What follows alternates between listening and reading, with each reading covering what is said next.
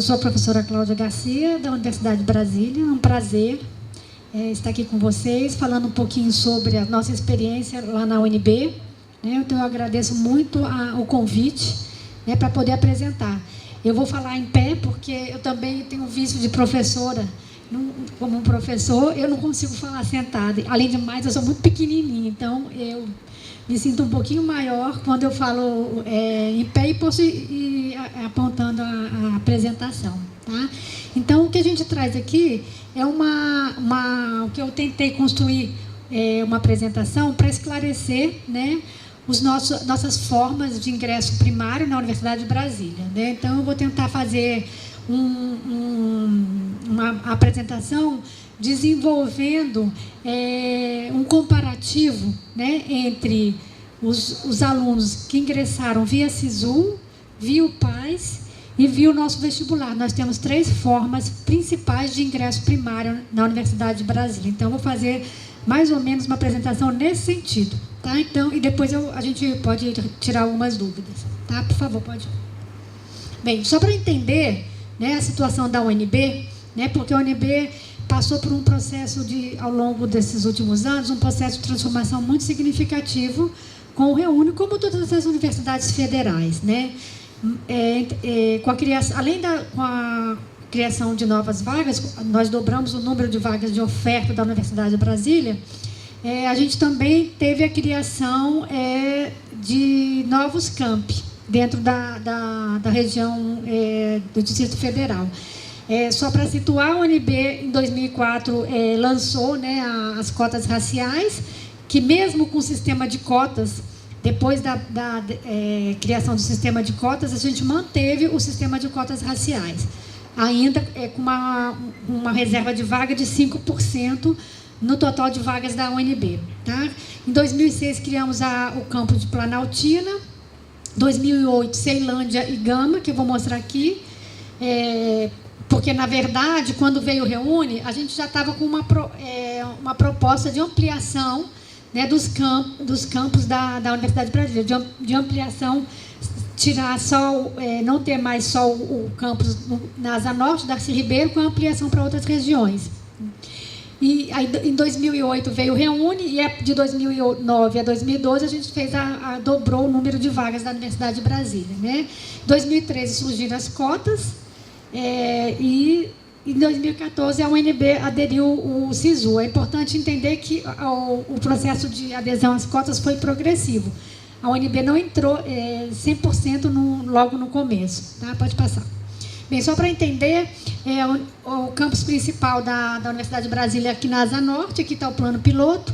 Então, a gente, estrategicamente, a UNB cresceu em 3 direções: Planaltina, Gama e Ceilândia.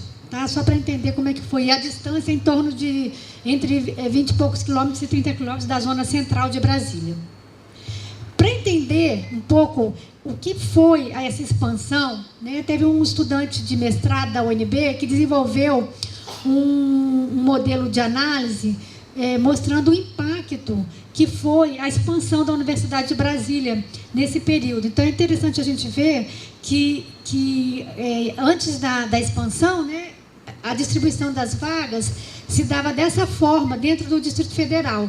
Se a gente comparar, com a expansão dos campos de Ceilândia, Gama e Planaltina, a gente percebe pelas bolinhas como foi significativa a participação das pessoas do entorno ao acesso ao ensino público, à universidade pública, por meio da Universidade de Brasília. Então, a gente percebe, por exemplo, é só olhar aqui Planaltina, são as pessoas da região, que vieram e passaram a estudar na própria região. Então, a gente vê aqui, Planaltina, você vê que a região do entorno todo cresceu com a criação dos novos campos. Então, o objetivo, que era estimular a participação das pessoas do entorno nas regiões administrativas do Distrito Federal, foi bastante significativo. E no início, hoje não tem mais.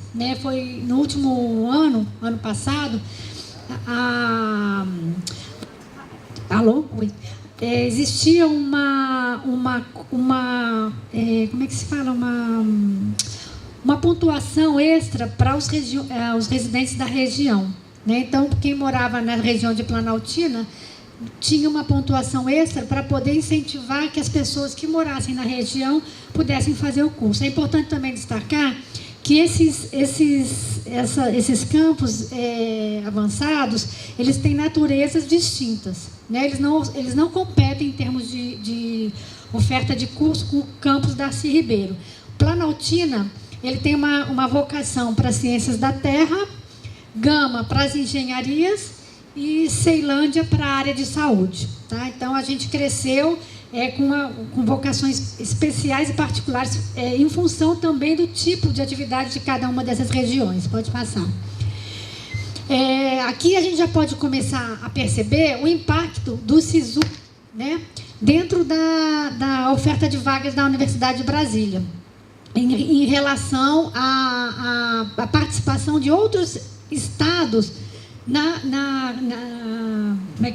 migração de outros estados para dentro da Universidade de Brasília. A gente percebe que aqui, antes da inserção da UNB no SISU, a gente quase não tinha estudantes de outras regiões. Agora a gente passou a ter bastante de Minas Gerais, aqui é Formosa, que já era grande, mas a gente percebe que aumentou bastante a participação de regiões, da participação de pessoas de outras regiões. Pode passar.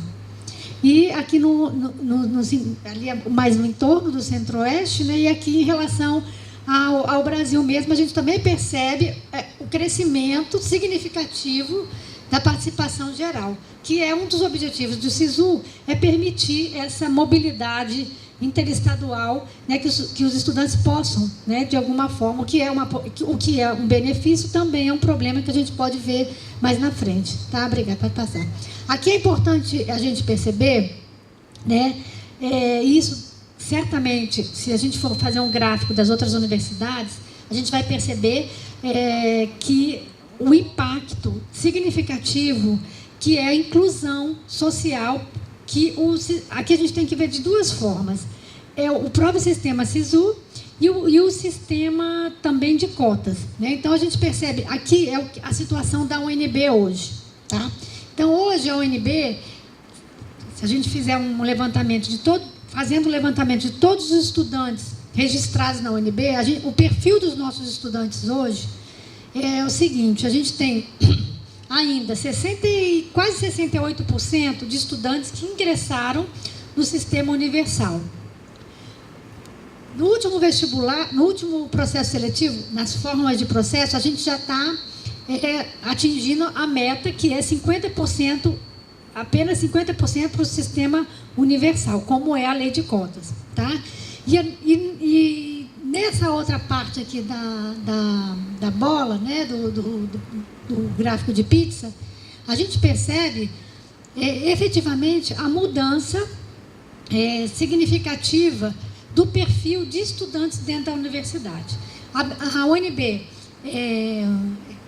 além da cota social, né, que tem inclusive PPI, ela mantém na sua seleção 5% para as cotas raciais. Tá? Esse ano, também, outra ação afirmativa que a gente tem e que não computa nas vagas gerais da UNB, que vai acontecer o lançamento do edital no próximo, agora em julho, até a semana que vem, dia 5 de julho, a gente lança 2 editais importantes. É o edital dos indígenas, que a gente vai oferecer 64 vagas para a comunidade indígena. É uma ação afirmativa em aproximadamente 18 cursos de graduação, com entrada em 2 semestres distintos. Entrada no primeiro e segundo de 2018. Esses estudantes não fazem SISU, é um vestibular específico que a Universidade de Brasília vai às comunidades indígenas e faz o processo seletivo. Tá? Ou seja, é fora esse sistema das cotas, é uma ação afirmativa que a UNB tem. Além disso, a gente também tem um vestibular, que é a licenciatura do campo, também é outra ação afirmativa específica para as comunidades do campo, que fica, e o curso é lá em Planaltina. Tá? Então, quando a gente compara, a gente percebe nitidamente que o perfil do estudante da universidade se transformou. E isso é nítido. Né? Eu acho que, além da gente perceber o perfil das pessoas oriundas de outros estados, a gente também percebe que a universidade assumiu uma nova cara, o que é muito importante. Né? Eu acho que não só pelo SISU, mas também pela lei. E isso implica também uma nova política interna para lidar com essa nova realidade, com esse novo perfil de estudantes. Então, a gente vê, considerando cada um dessas regiões aqui das formas de ingresso, esses quadradinhos aqui, a gente percebe o quanto isso está equilibrado. Então, a gente tem uma distribuição bastante equilibrada dentro da oferta de vagas. Pode passar. E a gente percebe com isso que as coisas foram se invertendo. Né? Então, eu acho que em poucos anos a UNB vai ter, quando a gente compara, né, que os ingressantes de 2006, em relação à cota, o que era a maioria, foi se invertendo, tá vendo? A gente vai, o gráfico vai mostrando que a gente passa a ter, né, mesmo com a UNB mantendo no sistema universal as cotas, a gente está tendo uma inversão significativa dentro da Universidade de Brasília. Pode passar. A Universidade de Brasília, hoje, ela é formada por aproximadamente 2.750 professores, em torno de 3.000 servidores técnicos, administrativos, terceirizados e estagiários. Nós temos cerca de 40.000 alunos, 40.900 alunos, isso varia muito semestre a semestre, isso é do censo de 2015. E a gente também tem modalidade de ensino à distância. Tá? E em torno de quase 10.000 estudantes na pós-graduação. Nós temos 139 cursos presenciais, 8 cursos à distância. Agora, também esse ano, a gente vai fazer mais novos 2 cursos de ensino à distância, Geografia e Física, né, com o apoio da UAB, financiado pela CAPES. A gente tem 104 bacharelados, 43 licenciaturas, 108 cursos diurno e 31 noturno. Né? E é importante a gente saber que grande parte da evasão está no curso noturno. Tá? E a divisão de cursos funciona dessa forma. Aqui a gente começa a fazer o comparativo. Então, como é hoje as formas de ingresso na UNB? A principal forma de ingresso que a gente tem são essas daqui. 50% para o processo do Programa de Avaliação Seriada, que é o PAS, 25% vestibular e 25% SISU e ENEM. Por que SISU e ENEM? Né? Vou começar pelo SISU e ENEM. Tá? A UNB aderiu ao SISU progressivamente, desde 2014. Como a gente tem vestibular com provas de habilidade específica, tá? Dos cursos de arquitetura, design e artes cênicas, visuais e música, que exige essa prova de habilidade específica, essa certificação, os alunos que almejam para esse curso, eles não participam do sistema SISU. A gente utiliza as notas do ENEM para fazer a seleção, num sistema separado. Entretanto, a gente utiliza as notas do ENEM, mantendo ainda a nossa prova de habilidade específica. Qual é a característica particular desses cursos? Que está aqui, o vestibular HE, que a gente chama, né, com as notas do ENEM.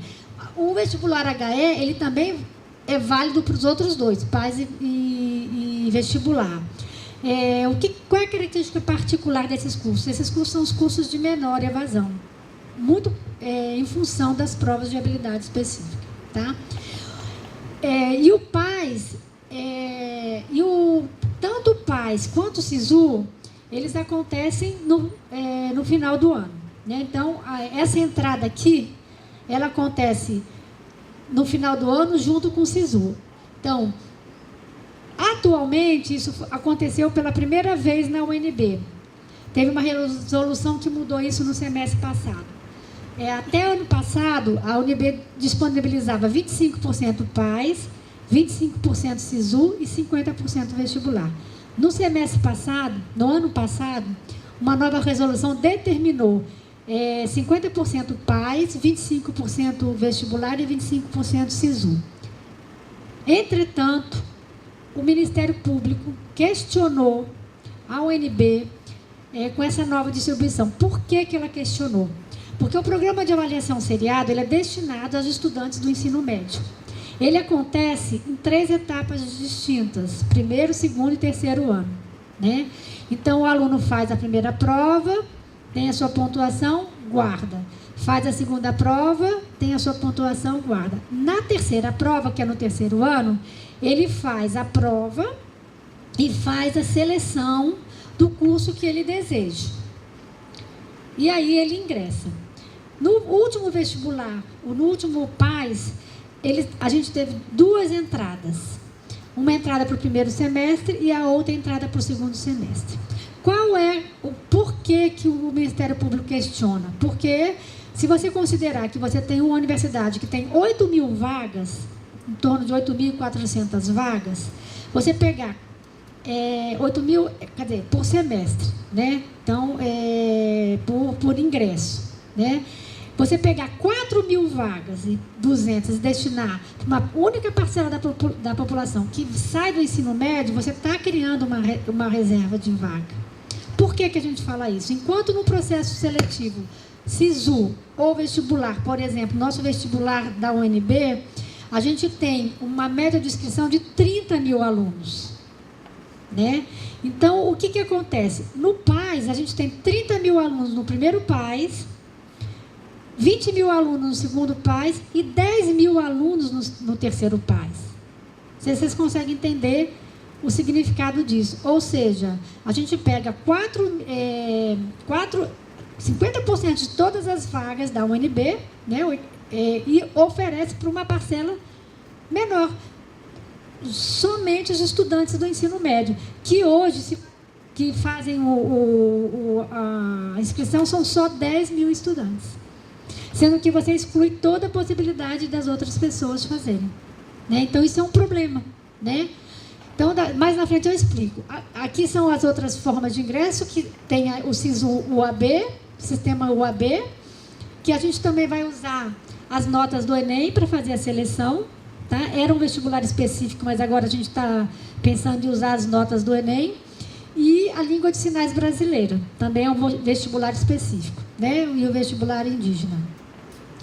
Como a gente está na Universidade de Brasília, que é a capital federal, a gente tem muitas transferências, muitas outras formas de ingresso que independem da nossa vontade, como a transferência obrigatória, tá? Convênios internacionais, matrícula cortesia por causa dos diplomatas e além do acordo cultural, que é o PEC-G, né? Isso a gente não abre mão de participar. As vagas ociosas, elas são preenchidas pelo diploma de curso superior e transferência facultativa, tá? Porque a gente perde muito aluno, como todas as universidades federais, e a gente precisa repor. E é um caminho de sucesso utilizar esse sistema de ingresso, tá? Volta só um pouquinho. Então, eu coloquei aqui, tá, uma observação em relação ao PAS, que além da gente ter o questionamento, tá, em função da redução de ofertas de vaga, uma parcela pequena da população, que pode fazer o vestibular, que pode fazer o SISU, né, e que fica excluída quando você tem que estar matriculado no ensino médio, esse é um problema à parte. Agora, qual é o outro problema? Né? O problema é o seguinte, o projeto do PAS, né, que é o Programa de Avaliação Serial, é um projeto muito bonito, muito interessante. Entretanto, a gente percebe que ao longo desses anos, as escolas, principalmente as escolas particulares, né, desvirtuaram um pouco esse processo. Então, passou a ser transformou o significado, que era para ser um processo natural, progressivo, passou a ser um problema na vida desses estudantes. Por quê? Ele tem que ficar pensando no PAS 1, PAS 2, PAS 3. Aí ele faz PAS 1, cursinho para PAS 1. Ele faz ensino médio e cursinho PAS 1. Aí ele faz PAS 2, faz o ensino médio segundo ano, depois tem que fazer cursinho para o PAS 2. Aí a mesma coisa acontece no terceiro ano. O que era para ser um processo natural virou um problema e uma disputa mercadológica, né? Então, infelizmente, o que era para ser um processo mais tranquilo para o estudante de ensino médio passou a ser um terror, porque ele tem que passar por um processo de tensão durante o ensino médio todo. O estudante no terceiro ano, lá em Brasília, quando chega no terceiro ano, ele já está num nível de esgotamento em função dessa cobrança, da competição entre as escolas em relação ao sistema PAS, que é violento, né? Além do mais, os estudantes agora, né, até o ano passado, o PAS, até o último período em que as cotas não eram obrigatórias, o PAS ele não tinha distribuição de cotas. Tá? Então, por isso que os dados vão mostrar como os alunos do PAS têm o melhor desempenho, porque as vagas do PAS iam apenas para vagas universais. Então, é óbvio, porque era um sistema elitizado, né? Quando você não tem cotas, é um sistema elitizado. Tá? Pode passar. Aqui a gente tem... eu pedi para a produção de um gráfico para a gente perceber a evolução numérica dos ingressantes versus evasão e mudança de curso. Eu não sei se na universidade de vocês essa modalidade também existe, que é a mudança de curso interna. O estudante ele entra no curso, em um determinado momento, ele pode pedir a mudança de curso internamente. Passa por um processo seletivo. Por quê? O que a gente faz? Como a gente tem evasão, vamos dar um exemplo. Curso de Direito. A gente coloca lá 60 vagas no vestibular. Aí passou o primeiro, segundo, lá no terceiro semestre, a gente perdeu 10 alunos. Então, a gente fica com 10 vagas ociosas. E aí, o que a gente faz? A gente abre uma seleção de mudança de curso, para que os próprios alunos da UNB possam, aqueles que se interessarem, migrar para o curso de Direito. Né? Então, a gente tem uma migração interna significativa. Né? E o gráfico mostra isso, que ao longo, conforme a evasão vai crescendo, né? Conforme a evasão vai crescendo, a mudança de curso também vai aumentando. Né? A evasão ainda é maior, por várias razões. Tá? Aí você vai me perguntar, que gráfico engraçado. Por que o gráfico faz isso aqui? Por que o gráfico, em algum momento, ele sobe e desce, sobe e desce, sobe e desce? E em termos de mudança de curso. Por quê? Porque a gente tem duas formas, na verdade, a gente tem 3 formas distintas na UNB. O PAS, vestibular e SISU. Então, o que acontece? Se eu tenho 3 formas distintas, eu tenho 3 perfis diferentes de alunos. São alunos diferentes, que acessam a vaga de forma diferente, que eu vou explicar já já. Então, você percebe aqui que a mudança de curso de alunos que entram no segundo semestre é menor do que os alunos que entram no primeiro semestre. Quem entra no segundo semestre, vestibular? Quem entra no primeiro semestre, PAS e SISU? Né? Então, a gente percebe naturezas distintas. Quem são os estudantes que entram no vestibular? Estudantes mais velhos, que já tentaram muitas vezes acessar a universidade por algumas vezes. Normalmente são alunos que não passaram no PAS ou alunos que não estão, ou que já, por alguma razão, são mais velhos, né? Quem é que, no caso do PAS, são os alunos que saíram diretamente do ensino médio, né? E no SISU, a gente tem o quê? Alunos que buscam o SISU de vários estados com um olhar diferente. Até ano passado, tanto o PAS quanto o vestibular, o estudante fazia a sua opção, fazia essa inscrição e selecionava o curso que ele queria. Então, eu sou da arquitetura, eu quero arquitetura, faço a minha prova de habilidade e vou para arquitetura. Eu quero direito e direito. Se eu não conseguisse passar, eu estava fora. Eu não tinha direito à segunda opção. A UNB mudou isso. Eu vou já falar sobre isso. No SISU, não. O SISU, ele vai tentando por 3 dias, de acordo com a nota dele. Muitas vezes, ele abre mão do curso que ele quer para uma segunda ou terceira opção, em função da sua nota. Ele tenta a primeira vez, corre o sistema, ele tenta a segunda vez, corre o sistema, até ver se ele consegue entrar ou não. E isso o que vai ocasionar? Efetivamente, uma mudança de curso. Né? Porque ele quer entrar na universidade. Muitas vezes ele quer entrar na universidade. Né? Então, isso sim ocasiona o quê? Esse fenômeno da mudança de curso interno. Tá? É ruim para a UNB? Não. Por um lado, não é ruim para a UNB, porque a gente não perde o aluno. É ruim para o curso, que perde, é uma evasão do curso, não é uma evasão da universidade.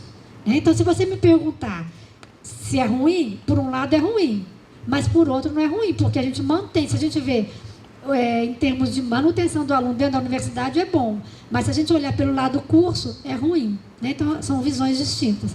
E a gente percebe também que o gráfico, lógico, a UNB dobrou o número de alunos, então os problemas aumentaram também. O gráfico também vai aumentando.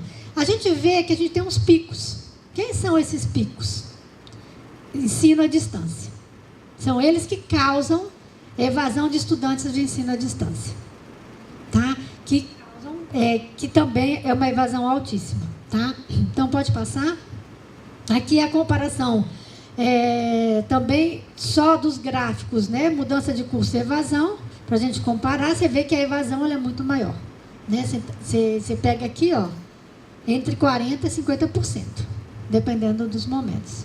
Tá? Pode passar. Aí eu queria falar um pouquinho sobre isso, né? Que a gente tem que... E que isso vai mudar a cara da UNB com a nova resolução, que a gente está reavaliando se a gente vai manter. Quando o nosso estudante fazia o vestibular, ele estabelece um tipo de escolha anterior. Então, o que ele faz? Ele vai lá, que nem eu quero medicina, aí eu peço medicina. Aí ele tentou medicina uma vez, tentou medicina 2 vezes, tentou medicina 3 vezes. Lá na terceira, 4ª vez, ele não conseguiu, aí ele vai para uma outra área, vai lá para enfermagem ou vai lá para um outro curso na área de saúde, ou desiste da medicina. E assim com outras, as engenharias e assim por diante. Então, ele tem uma escolha anterior. No PAS, é uma escolha mista. Por quê? Porque ele tem a nota do primeiro PAS, ele tem a nota do segundo PAS. Né? Porque isso mudou também. No terceiro PAS, em função da nota do primeiro e do segundo PAS, ele não sabe ainda não sabia a nota do terceiro. Aí ele ia mais ou menos direcionado, são pesos diferentes, e escolhia o curso. Então, ele já ia assim, eu não vou conseguir o curso que eu quero, porque eu não fui muito bem no PAS 1, no PAS 2. Então, eu vou tentar uma segunda opção aqui, para eu entrar na universidade. Né? E o SISU não. O SISU tem a vocação primeira, mas também tem a nota. E isso daqui vai impactar significativamente no perfil do aluno. Então, é importante que a gente entenda que na UNB a gente tem 3 perfis distintos de ingresso. E isso vai mostrar uma diferença do perfil de aluno que a gente tem. Quando você tem 3 formas distintas. Isso é importante a gente perceber. Pode passar. Tá? Aí aqui eu trouxe os gráficos, eu vou tentar explicar, né, a evolução, né, por que eu trouxe desde 2014 até 2016? Porque foi quando o SISU passou a fazer parte da forma de ingresso da UNB. Então, eu só posso comparar progressivamente no tempo, no mesmo período das outras formas de ingresso. Né? Então, eu estou comparando os estudantes que entraram aqui, esse vestibular aqui é ensino à distância, tá? Porque no primeiro semestre a gente não tem vestibular sem ser de ensino à distância, tá? Então, por exemplo, em 2014, né, eu tinha 42% de estudantes que entraram pelo SISU, eu tinha 22% entrando pelo Enem e 35% pelo PAS. Se eu olhar hoje, tá? Olhar hoje a situação desses estudantes em relação à evasão e mudança de curso, a gente percebe que no SISU, tá vendo? A evasão é sempre maior. Você pode reparar que a evasão dos estudantes do SISU, ela é sempre maior. SISU é essa corzinha aqui. SISU está aqui, desculpa, está aqui, ó. Por que essa barra vai diminuindo? Porque que a gente, na UNB, pelas regras internas, normalmente a evasão se dá a partir do terceiro semestre. Então, se o aluno entrou em 2014, né, aí 2014, 2014, 2, 2015, 1. Lá em 2015, ele vai começar a ter evasão. Normalmente, a evasão acontece no terceiro semestre, terceiro, quarto semestre. Então, eu tenho, aqui, olhando para o passado, né, eu já tenho hoje, isso é um dado recente, que eu tirei essa semana, dos alunos que entraram em 2014, 30% já não está mais. É isso que a gente está vendo. Os alunos que entraram em 2000, aqui, que entraram, aqui é Enem, tá? Que é vaga remanescente. Depois eu posso explicar isso. Os alunos que entraram em 2015, 24% não está mais. E os que entraram em 2016, 10% não está mais. A gente já perdeu 10% dos alunos que entraram para o SISU, tá? A gente já perdeu estudantes que entrou para o SISU no começo do ano, agora. Tá? Eu vou explicar isso aí também lá na frente. E assim a gente vai. Você vê que o PAS, ele é muito menor. A evasão do PAS é muito menor. Pelo menos era menor. Por que que era menor? Porque esses estudantes não faziam parte do sistema de cotas. Era um perfil muito diferenciado. Aqui eu não estou separando por cota. Tá? Não estou separando por cota. Tá global, mas eu garanto a vocês que aqui são alunos que eram do sistema, por isso o gráfico indica que os alunos do PAS valem menos, tá? E aqui a gente tem o vestibular, né? Então, você vê que também o vestibular, a evasão é menor. Mas, por aqui, a gente já percebe que já teve evasão recente, mas é bem menor do que o SISU, tá? Pode passar. Então, aqui é um quadro fazendo a comparação, né, aqui, por que a gente tem uma evasão muito grande aqui? Né, que destaca, isso aqui é em relação a todas as vagas da universidade, tá? A do vestibular está disparado em função do ensino à distância, tá? Que dá uma distorção. A evasão é muito grande. Mas você vê que a diferença... Por que está abaixo de 6%? Porque é em relação ao total. SISU é muito maior. Tá? A evasão de SISU, sem sombra de dúvidas, é muito maior. Tá? Aí pode passar, se mantém a distância. Outra informação que eu achei relevante trazer é o índice de desempenho acadêmico, comparativo entre todas as nossas formas de ingresso. E aqui é muito interessante. Tá? Muito interessante mesmo, porque a gente tem, até o momento, considerando que os alunos do PAS não faziam parte do sistema de cotas de escola pública, tá? Os alunos do PAS tendem a ter, na média geral, um desempenho acadêmico melhor, né? E junto com o vestibular, tá? Aí o SISU, olha aqui, ó, como é baixo. Está vendo aqui? A nossa média é 3. Está abaixo da média. Significativamente abaixo da média. Tá? E depois vem Enem. Outros, porque são todas as outras formas de ingresso que a gente tem. E a transferência facultativa vai lá para cima. Não sei se a universidade de vocês tem esse sistema de transferência facultativa. O que a gente percebe no sistema, embora muitos professores tenham um preconceito com os estudantes que vêm do sistema de transferência facultativo, é interessante perceber que o modelo de transferência facultativa, pelo menos o que a gente usava até então, ele é muito efetivo. Por quê? O aluno entra já, a gente ocupa as vagas ociosas, o aluno entra já mais à frente do curso, o aluno tem um desempenho acadêmico melhor e forma mais rápido. Quer dizer, rápido assim, né? Porque a gente está ocupando uma vaga que a gente já perdeu ao longo do tempo. Então, o nosso modelo de transferência facultativa, anteriormente ao Enem, a gente fazia uma prova.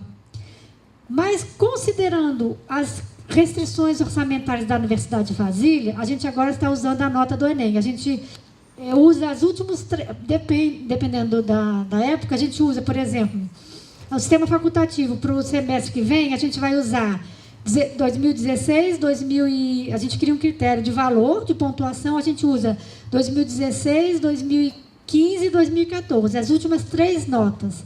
Aí a nota maior concorre, né, com uma pontuação mínima que cada área determina a sua. Tá? Isso aqui é muito importante a gente destacar. Tá? Pode passar. Outro problema que a gente percebe, que é um problema grave no SISU, né, é isso aqui, que são as inúmeras chamadas e a gente não consegue preencher vaga. Né? Então, a gente chama uma vez, olha só para vocês entenderem, o pessoal lá marcou para mim, aqui, ó, primeira chamada do SISU, eram 1.982 vagas, tá? Apareceram 1.065 pessoas, 917 pessoas não compareceram. Aí chama a segunda vez. Chamou 917, compareceram 565, 352 não compareceram. E assim vai. Né? Aí a gente vai o quê? As aulas já são começadas, a gente acaba não conseguindo preencher o número de vagas. A gente perde vaga já de cara. Né? Isso é um problema sério que a gente tem que conversar, ver como que a gente faz isso. Ou a gente, não sei, a gente tem que pensar aqui um modelo para que a gente... Aí você vai. Isso é porque eu não botei, vai até a 7ª chamada, tá? Aqui a gente já está na 4ª chamada e ainda não consegui preencher vaga. Tá? Então, e esse eu acho que é o problema, aqui foi do ano passado, ó. A gente chamou ainda 774, você vê que só teve 61%, aí veio 400, compareceu 340, isso é muita coisa. E assim, tá? Isso se você pegar o PAS e o vestibular, ele é muito menor. Tá? Então, a gente tem menos chamadas. Aí, o que a UNB fez? Né? No ano passado, com o intuito de de preencher as vagas o máximo possível na primeira chamada. Pode passar. Ela criou o SISUMB, que é um sistema similar ao SISU. Ela criou o SISUMB tanto para vestibular quanto para o PAS. A gente está analisando o SISUMB. Por que o SISUMB aparentemente é bom e é ruim? Aconteceu um fenômeno impressionante, que eu não sei se isso acontece no SISU, porque a gente não tem... no SISU, o candidato ele só vai escolher o curso depois que ele tem acesso à nota. Ele não escolhe o curso previamente, né? Ele tem acesso à nota, aí ele vai lá e seleciona o curso.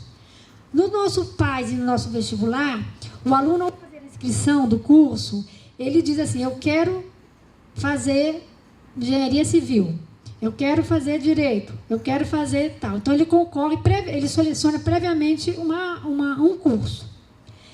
Nesse novo modelo, sai o desempenho do estudante, sai o boletim de desempenho. Aí sai a listagem do desempenho de todos os cursos. Por exemplo, eu tenho 20 candidatos que desejavam fazer direito, 20 vagas no direito diurno. Aí saem os 20 primeiros colocados, tá? Aí a nota de corte é a do último colocado. Aí aquele rapaz que queria direito, ele viu que ele não consegue entrar porque a nota de corte dele não tá boa. Aí ele corre para outro curso.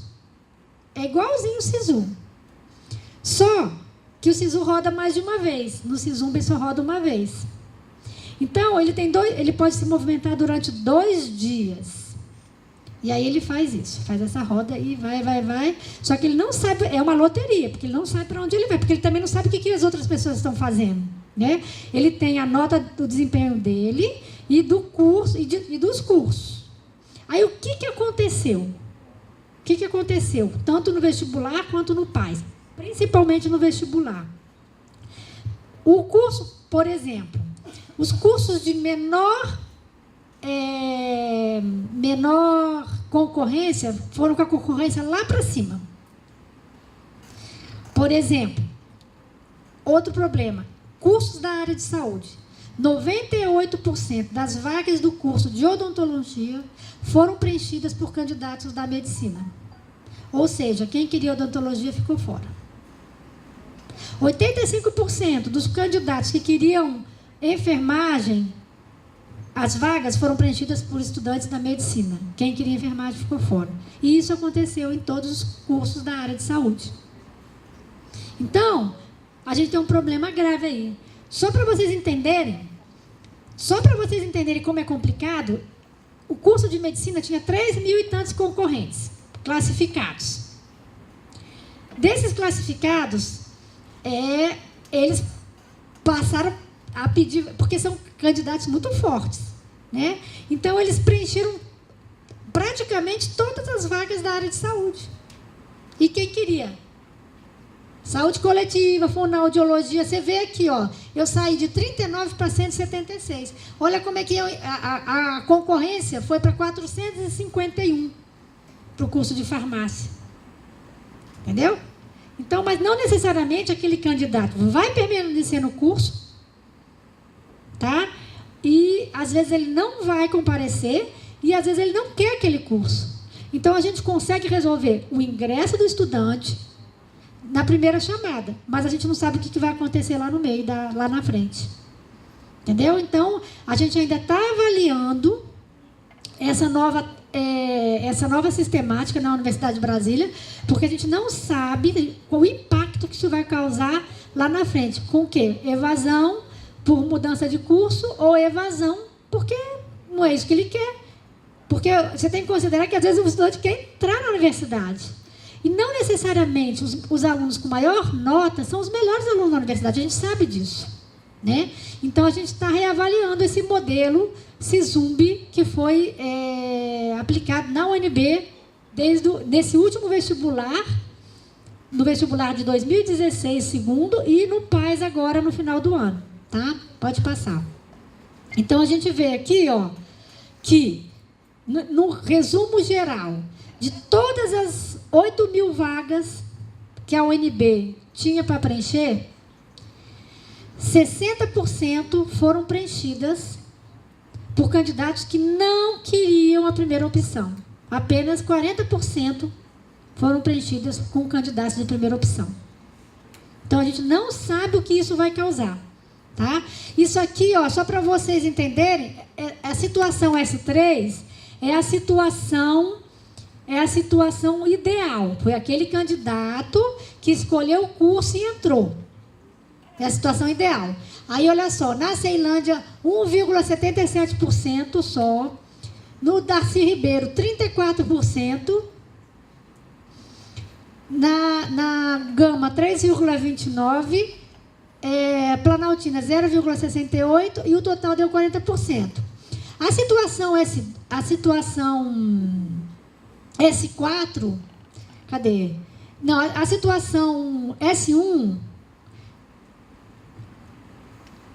essa situação aqui são os candidatos que não iam passar, eles não iam passar no curso pretendido. Aí eles mudaram de curso, conseguiram passar. É a situação em que, se ele tivesse no modelo tradicional, ele não entraria. Então, 40% dos estudantes que entraram não passariam para o curso primeiro curso de origem. E o que significa isso? Significa que esses candidatos excluíram candidatos que passariam das vagas originais. Então, por quê? Porque, ao mudar de curso, ele conseguiu a vaga e tirou quem queria o curso como primeira opção. Então, isso pode ser um problema muito grave. Né? Porque a gente é meritocrático, mas a gente tem um problema social. Tá? Então, a gente está avaliando esse modelo internamente para passar. Então, considerações finais. Da experiência que a gente vê na Universidade de Brasília, a gente tem dificuldades com o SISU. A maior e principal dificuldade, eu acho que é o preenchimento das vagas. Tá? Qual é a dificuldade principal que a gente tem? Eu acho que não é o SISU, é a lei de cotas. Não que a gente tenha que tirar a lei de cotas, muito pelo contrário. Eu acho que a lei de cotas é o sistema mais inclusivo, mais significativo, que vai permitir que a gente realmente mude a cara do Brasil. A universidade ela tem que estar preparada para receber esses estudantes, que são estudantes que vêm das escolas públicas. Né? Então, a gente tem que mudar, criar políticas de permanência, políticas de acolhimento. A gente está tentando fazer isso na UNB. Então, eu acho que o que a gente tem percebido e que a cara da universidade está mudando é em função muito mais do sistema de cotas e que a gente precisa de cotas sociais, que a gente precisa, tá? Forçar o governo, uma vez que ele incentivou a criação das leis, de que a gente possa também criar políticas, né, para manutenção desses jovens na universidade. A gente tenta fazer isso, mas a cada dia que passa a gente tem um corte financeiro significativo para manter a universidade. Tá?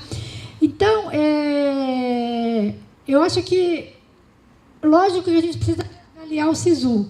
Eu acho que o SISU, a gente tem que ter modelos de integração entre as universidades públicas, federais, né? Por exemplo, como o sistema de transferência facultativa. Por quê? Muitas vezes o estudante que vem, vamos supor, lá em Brasília, um estudante que veio de um outro estado, lá do interior de Minas Gerais, lá de Minas, né? A família está lá. Aí ele vem para cá, de escola pública, e ele nem é baixa renda, ele é, que eles chamam alta renda, até parece que tem alta renda, né, desses estudantes. Só que ele tem dificuldade de se manter, e ele não tem subsídio. Mas se ele fizer uma transferência facultativa, uma transferência interna entre a UNB e a universidade mais próxima da residência dele, a vida dele melhora. Então, a gente tem que ter um modelo em que, mesmo que ele passe na UNB, que a gente consiga fazer essas mudanças, que eu acho que isso já minimiza muito a dificuldade do dia a dia desses jovens. Né? Eu acho que a gente tem que ter um modelo além do que a gente tem aí, para permitir que ele, tudo bem, ele veio para Brasília, mas que ele possa retornar com uma troca de vagas, né? Que já era um modelo que estavam se pensando na transferência, um sistema de transferência dentro do SISU, né? Que não sei se já está funcionando, se ele já está funcionando, mas eu lembro que ano passado o professor Mauro apresentou esse modelo para a gente. Tá? Então, era isso que eu tinha que falar. Se vocês tiverem algumas dúvidas, eu estou à disposição. Muito obrigada. Bom dia. Primeiro quero parabenizar, né, a UNB pelo estudo, né, feito. Eu acho muito importante realmente esse comparativo. E, assim, antes de tudo, né, meu nome é Yari, né? Eu sou docente e estou na gestão da Secretaria de Registro e Controle da Universidade Federal do Vale do São Francisco, em Petrolina, Pernambuco. Com relação ao SISU, né, essa questão das formas de ingresso, né? Eu acho que o sistema tem uma ideia boa, porém é falho. Eu acho que realmente tem que ser modificado, porque já desde o princípio, quando o candidato tem a possibilidade de verificar a nota, eu já não concordo, porque aí realmente vai fazer vai ficar nesse ping-pong, vou para lá, vou para cá, vou para lá, acaba realmente isso não resultando em dados, né, legais para as instituições. E a evasão vai aumentar, e se continuar dessa forma, realmente vai ser complicado. Com relação às entradas, eu acredito que se pudéssemos sugerir, né, que as entradas, os alunos já escolhessem no momento da inscrição a entrada que ele quer, né, talvez as chamadas seriam mais efetivas, né, e a concorrência também seria melhor. E com relação também à data, porque geralmente eles divulgam o SISU em cima, assim, a gente fica desesperado para fazer, às vezes não tem tempo para pensar, correr, assim, tudo em cima da hora. Então eu acredito que eles precisam nos ouvir mais. Eu acho que já faz muito tempo que não fomos convocados, né, para uma reunião com o SISU. Então eu acho que é um sistema que tem que ser modificado de alguma forma. E eu parabenizo novamente pelo trabalho. Eu só queria comentar essa questão do SISU. O que acontece? Os alunos já vão entrar lá na 3ª semana de aula, já perderam prova. Então, são alunos, às vezes, como são várias chamadas, e assim vai, né? E aí, pronto. Aí ele já entra com um déficit já prejudicado e já tende a começar as primeiras reprovações logo nos primeiros semestres. Esse é um problema grave que a gente tem lá. E por outro lado, a gente não pode deixar de preencher a vaga, porque perder vaga de primeiro semestre é muito mais difícil de repor essas vagas. Embora a UNB tenha outras formas, né? Mas que a gente está lá em Brasília, a gente tem muitas outras transferências obrigatórias e assim vai. Bom dia, meu nome é Luiz Alberto, eu sou aqui da UF. A senhora mencionou que vocês fizeram 7 chamadas pelo SISU. Nós aqui temos uma limitação imposta pelo Fórum de Coordenadores de curso, de que nós só podemos fazer chamadas, a matrícula da última chamada ela tem que ocorrer em até 15 dias letivos transcorridos. Vocês têm esse limite também? Não, a gente tem um limite, porque assim, o limite seria os 25%. Só que isso não dá certo. Então, assim que a gente... Porque é importante explicar que a gestão que está atual na Universidade de Brasília é uma gestão recente. Nós assumimos faz 6 meses essa nova gestão. E a gente já percebeu que é um problema sério. Então, que a gente vai ter que estabelecer um limite para que a gente não prejudique os alunos, né? A gente vai ter que correr essa possibilidade de perder a vaga. Não tem jeito. Porque se a gente não perde de um jeito, a gente perde de outro, né? Então, não tem solução. Boa tarde. Eu sou Cláudia Gentili, da Universidade Federal de São Carlos. E eu só queria engrossar aqui um pouco o caldo e reforçar essa fala que me agradou ouvir a respeito da permanência do aluno cotista. Porque a gente tem que ter um acolhimento, inclusive acadêmico, muito cuidadoso. E a gente observa dentro da nossa universidade, eu imagino que não só a gente, mas um problema até de saúde acontecendo entre os nossos alunos ingressantes, que eram alunos que tinham um excelente desempenho nas suas escolas, e ao ingressarem na universidade não conseguem ser aprovados em nenhuma disciplina no primeiro semestre, e eles têm depressão, ansiedade, em números relevantes a gente está observando esses casos. E o acolhimento acadêmico desses meninos demanda gastos, na verdade, e a gente não tem como propiciar isso de uma forma adequada. Então, eu só queria aqui fazer coro com essa fala e dizer que me agrada ver essa preocupação aparecendo nesse fórum. É importante dizer que a gente tomou uma decisão importante lá na UNB em relação à distribuição dos recursos do PNAES, né, que é para assistência estudantil. A gente percebe que também o recurso financeiro de assistência estudantil só por meio de bolsa de manutenção, ele não é efetivo. Porque o que a gente percebe? Com a participação dos estudantes das escolas públicas, eles entram com muita dificuldade. Não porque eles não são inteligentes, porque eles vêm com dificuldades básicas da formação, né? Então, a gente precisa ter investimento de outra ordem, que não seja só pagamento de bolsa.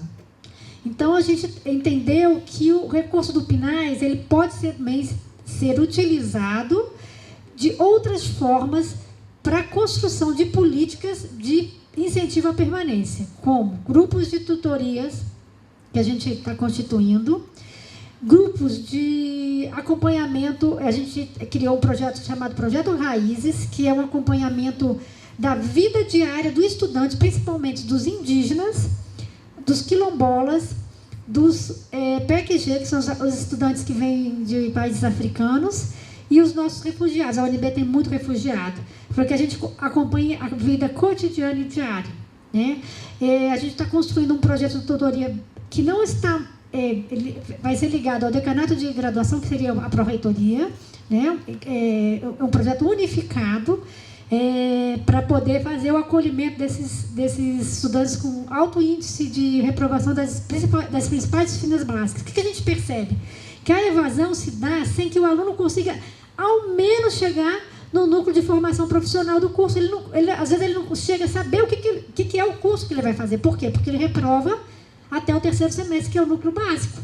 Então, é um prejuízo, é horrível, e entra em depressão. A UNB está com um índice tão elevado de suicídio que eu digo que a gente está vivendo já uma situação de, como é que fala? De saúde pública.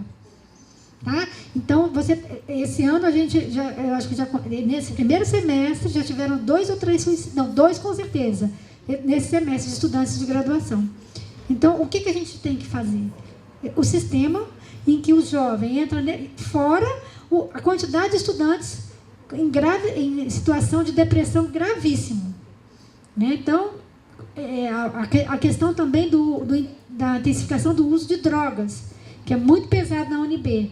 Então, a gente tem uma quantidade de problemas que nem foram colocados aqui, né? Outra coisa que a gente fez, que também ajuda muito, não sei como é que funciona na universidade de vocês, a gente criou um fórum permanente de planejamento estratégico na graduação, com a participação de todos os coordenadores de graduação, para que a gente possa discutir colegiadamente as políticas que a gente pode construir junto.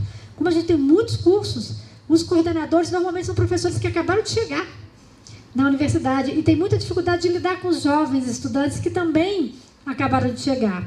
Então, é como se a gente estivesse construindo um caminho de mãos dadas para que a gente se reúne a cada 30 dias com temáticas específicas. Estamos construindo caminhos para compreender e criar políticas de minimizar essa nova realidade na universidade pública. Só para complementar, que eu acabei esquecendo de falar, com relação às transferências internas, né? Nós possuímos um processo seletivo, né, na Univasf, onde ocorre esse tipo de transferência, só que aí a gente também vê um problema aí, né, no processo. Por quê? O aluno, a gente até agora está colocando por área, né, ele não pode mais dividir de exatas para humanas, né? Mas a gente verifica que tem muitos alunos que entram no curso, mesmo na transferência interna não conseguem, e a gente teve um caso agora, um processo onde um discente, ele estava fazendo disciplinas apenas de engenharia civil, ele só tinha 1 ou 2 disciplinas do curso dele, e ele já tinha quase 8 semestres de curso. Então, isso aí fica complicado, ele acaba saindo realmente do perfil dele, fica tentando, e isso também é ruim para o curso e para a instituição. Aí eu acho um problema também, tem que ser revisto essa questão da transferência interna. E só para fazer uma colocação mesmo, com relação ao ingresso, né, como um todo, seja lá qual tipo for de ingresso nas universidades, eu acredito que um problema também muito grande está na educação básica. Porque eu acho que aí é onde está o problema de tudo. Não só dos estudantes da educação básica, que pretendem, né, do ensino mesmo da educação básica, mas também dos docentes da educação superior. Eu acho que antes deles, quando eles prestassem o concurso, deveria realmente passar por um treinamento de como se ministrar a aula, tá entendendo? Porque muitos entram, nunca passaram nem por uma licenciatura, ou seja, um treinamento de como ser professor.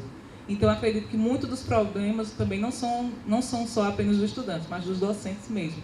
E está sendo feito um estudo lá na universidade também com relação a isso, para tentar minimizar esses processos, alguns trabalhos de capacitação, de cursos que eu acho que é muito importante realmente para os docentes, treiná-los para como lidar um novo estudante, né? Porque o estudante de hoje não é o de 10 anos atrás. Não. Né? Em relação à mudança de curso na UNB, a gente tem regras. O estudante, para fazer a mudança de curso, ele é obrigado a fazer 1 ano do curso de origem. E para conseguir o curso de destino, ele tem que cumprir também o número mínimo de créditos do curso de destino. Então, não é tão fácil assim. Né? Mesmo porque é difícil vaga, entendeu? Senão o aluno ele faz estudar uma coisa sempre já pensando, já é assim. Mas a gente tem travas, porque senão ficaria muito complicado, né, para poder fazer esse processo. Boa tarde, professor Laranjeiro, que você é do Rio de Janeiro. Eu faço parte daquele grupo jurássico que você muito bem colocou ontem na palestra, né? E o bom da gente ser jurássico, né, que a gente tem uma memória acumulada. E voltando ao assunto do problema de ocupação de vagas, eu estou desde o primeiro SISU, e desde lá nós estamos chamando a atenção para o MEC. Não é o único culpado, mas um dos grandes geradores desse problema de ficar vaga ociosa é porque o aluno se matricula na chamada primeira do SISU, mas ele vê, não vou entrar na minha primeira opção, então vou botar a segunda, porque eu quero ser universitário, eu quero ter um plano de doutor, não interessa para quê. Então ele ocupa uma vaga. Aí, mas pode se inscrever na lista de espera. Daqui a pouco abre uma vaga no curso que ele quer, ele já vai para aquela. Aí abre uma vaga na faculdade que ele queria, vai para aquela. Eu perco aluno para mim mesmo. Eu tenho aluno do curso de eletrônica, que daqui a pouco eu vejo, ele já pulou para a eletrotécnica. Tem que dar também responsabilidade à família. Quando eles chegam na universidade, eles já estão em torno dos 18 anos. Ele já não é uma criança, mudou. O garoto de 18 anos hoje não é o que eu era com meus 18 anos. Tem que dar uma responsabilidade. Meu filho, se você se matricular, você não vai entrar em lista de espera. Se você quiser o teu curso mesmo, você vai fazer o Enem de novo. Isso não vai resolver na plenitude, mas que vai reduzir muito, vai. Só que desde o início, o MEC trabalha, o SISU trabalha com outras maneiras. Eu sou a grande estrela, vocês são coadjuvantes. Quando não é verdade, é o contrário. Ele depende de nós, nós não dependemos dele. Eu posso muito bem voltar a fazer meu vestibular e não usar o SISU. É isso que ele tem que entender. Mas não, nós íamos para lá, íamos daquelas reuniões, eles mostravam gráficos maravilhosos, mostravam que o SISU resolveu. O garoto do Amazonas está estudando lá no Rio Grande do Sul, sim, quem sustenta ele lá? Uma bolsa de R$400? Esse é o problema, entendeu? A gente tem que começar a colocar a coisa dentro da nossa instituição para que nós possamos chegar no MEC e começar a falar de maneira mais firme. Mostrar, olha, é muito, como o professor falou, é muito bonito a teoria de vocês, mas a prática não é bem assim que funciona. Nós estamos vivendo a prática. Entendeu? Então, eu acho que, ou nós começamos a nos impor, ou vai ficar eternamente isso. Nós vamos nos reunir, vamos discutir, chamar a atenção de quais problemas, mas nunca vamos apontar a solução do SISU e o MEC não querem. Boa tarde, meu nome é Fátima Cósio, eu sou da Universidade Federal de Pelotas, pró-reitora de graduação. Bom, na verdade, assim, acho que a gente tem que ter cautela. Entendo e vivenciamos boa parte dos problemas que foram relatados aqui em relação ao SISU, mas que, sem dúvida nenhuma, nós temos que reconhecer que temos passos à frente em relação à democratização do acesso. Né? Não penso que retornar ao vestibular seria uma boa alternativa, na medida em que nós temos que reconhecer que a universidade pública brasileira é elitista, continua sendo, embora tenhamos mudado a cara da universidade, ela continua sendo uma universidade elitista, uma instituição elitista. De qualquer forma, temos vários problemas, temos ainda, sobretudo, a questão do preenchimento de vagas, como lidar com a permanência, uma série de coisas. Mas, e temos que, sim, nos impor frente ao MEC, mas neste momento, em especial, de instabilidade da política brasileira, sobretudo a perspectiva que o MEC vem nos apresentando de retração das conquistas que já tivemos no campo da educação, me parece que esse seria um momento perigoso, inclusive, de a gente acenar com a possibilidade de que estamos descontentes com os avanços, e seria um momento muito favorável, inclusive, para que as políticas afirmativas e de conquistas democráticas tenham, digamos assim, um espaço de retrocesso, né? Um momento fértil para isso. Então, acho que nós temos que tomar cuidado Claro que devemos discutir, reconhecer as nossas dificuldades, vermos as alternativas, mas cuidado com o que vai chegar até lá. Né?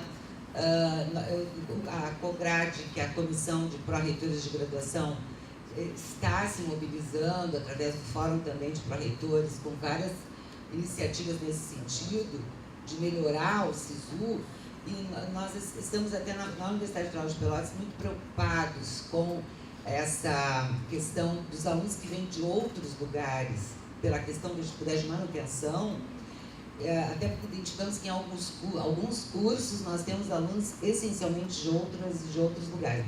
Cursos mais concorridos como medicina, odontologia, nós não temos nenhum aluno da nossa região. E isso se tornou também um problema. Estamos discutindo a possibilidade de criar um SISU regional, que talvez também pudesse ser uma alternativa. Assim como a colega falou, estamos fazendo um trabalho forte de qualificação dos nossos professores através da política de pedagogia universitária, enfim, algumas outras alternativas. Mas penso que temos que analisar com cuidado as nossas críticas ao SISU. Professora, lá vocês adotam 100% SISU? Nós temos 100% SISU e temos, além do SISU, e é um problema, nós temos também, como tem a UNB, um ingresso seriado, mas que além das vagas do SISU. Mas quantos por cento é esse seriado? 10%. Ah, é um pouco, né? Então, na verdade... Mas também aplica a lei de cotas, né? Sim, sim, temos a lei de cotas. Boa tarde, Wagner da UFSCar novamente. Só retomando aqui dos eventos anteriores, estou olhando aqui para Maria Eugênia e alguns colegas. Nós discutimos já uma dessas questões, professor, que a senhora traz dados de evasão, e evasão é a nossa caixa de Pandora, vamos dizer assim, né? Nas universidades, para a gente mexer com evasão não é um assunto simples, porque isso tem questões decorrentes, então esses estudos são importantes, eles vão aparecendo. Mas a gente já fazia aquele tempo uma discussão sobre um dos males do SISU, que é esse fato que foi usado para a promoção do programa e até para o convencimento dos estudantes, que é o fato de mostrar a nota no ato do ingresso. Isso desde o início do SISU. E assim, eu mesmo, em vários outros SAEs, né, quando nós tínhamos seminário, a gente sempre se manifestou nas reuniões, nós questionávamos essa questão do estudante visualizar a nota, dos impactos, que hoje, no estudo que a professora apresenta, a gente tem indícios claros disso, que acontece em muitas das nossas universidades. E quando vem a lei de reserva de vagas, aprovada em 2012 para implantação em 2013, isso parece se agravar, porque em determinadas modalidades o estudante que, usando a fala do ex-ministro, né, que a gente dava a chave na mão do estudante, mas é uma chave muito poderosa, e o impacto disso, né? Então, assim, eu acho que, considerando o que a professora de Pelotas falou, o momento é delicado, mas se nós pensarmos no tempo que nós estamos hoje, e aí tem na nossa programação aqui, né, como reflexão isso para nós, né? 7 anos de SISU, não tem ninguém mais lá que concebeu esse SISU, as ideias e o uso que foi feito do SISU não é o mesmo da realidade hoje. A gente está numa realidade, num tempo completamente diferente. E estamos ainda sob o impacto de velhas coisas. E o SAES já escreveu documentos em edições anteriores, nós já nos manifestamos, o COGRAD já se manifestou sobre essas questões, e a gente continua dando essa chave na mão do estudante. E o perfil desse estudante do SISU de 2011 não é mesmo o perfil do estudante de hoje. Eles estão influenciados hoje nas suas escolhas por várias outras situações. Tudo que a gente discutia de mobilidade que o SISU ia dar não se efetivou. A permanência não veio. 7 anos do SISU se passaram. E a gente continua agora sob uma lei, quando foi alardeada a época, a tal lei de cotas também, que eu sou um defensor, fui membro, nós tínhamos, na UFSCar nós já fazíamos, sempre, desde que estou lá participando das comissões, nós já tínhamos o nosso sistema de reserva de vagas. O SISU, falando da reserva de vagas, o SISU quando vem, ele teve um impacto, porque o SISU faz cota, quem entende um pouquinho da dinâmica da reserva fala, um estudante, o SISU na primeira chamada, ele não respeita nota. Se eu tenho um quarto colocado de uma cota lá, o negro, com mais nota, e o último da ampla concorrência às vezes entra com menos nota, é que a gente consegue corrigir depois na lista, falamos sobre isso também. Mas tudo isso passou, e o tempo passou, e a gente precisa sim ter indicação por meio de documento, por exemplo, a partir desses dados que a professora traz, que tem um impacto, né, essa decisão da escolha, ver a nota. Eu acho assim, a primeira instituição que resolveu hoje, eu estou até apreensivo para a tarde, que achei muito interessante quando vi na programação, que a UF vai falar do impacto na matriz orçamentária. Né? A hora que a primeira universidade decidir sair do SISU e utilizar o Enem, e a gente conseguir alinhar os nossos calendários com a realidade das universidades da nossa região, porque a gente se livra de calendário, dessas imposições, e aí eu posso colocar um processo pelo Enem, o estudante escolhe e ele não vai ver nota nenhuma, vai escolher, talvez a gente vá diminuindo, a gente vai ter conseguindo ter uma agilidade. Então, o grande questionamento que eu tenho hoje, fui um defensor, participei das reuniões para entrar no SISU. O SISU trouxe ganhos maravilhosos. Em tempos de reúne, nós utilizamos o SISU para divulgação, a divulgação que o SISU deu, a visibilidade que ele deu para os cursos, aumentou um pouquinho a participação nacional, nem tanto quanto a professora trouxe no estudo do estudante de mestrado aí para nós. Não mudou muito, para a maioria não mudou. Mas trouxe alguns ganhos, principalmente a visibilidade dos cursos. Mas o que a gente ganha hoje? Por que nós estamos no SISU? Esse é um questionamento. Por que hoje nós estamos... A gente tem o Enem, não estou falando do Enem. Utilizar o Enem como ingresso, porque o SISU é só um sistema, quase que um sistema informatizado, que um sistema nosso, um site nosso para receber inscrição, em que você coloca lá um CPF validado, e ele coloca o número de inscrição do Enem. Depois eu entro lá, pego o resultado do Enem, aplico a lei de reserva de vagas, tudo normal. Mas nós estamos presos a um sistema com um calendário que nós não decidimos mais, com uma dinâmica de visualização de nota. Então, eu acho que a hora que a primeira universidade sair, a gente vai ter um alerta. E a reflexão é, por que nós estamos e se passaram 7 anos e ninguém que concebeu está mais lá.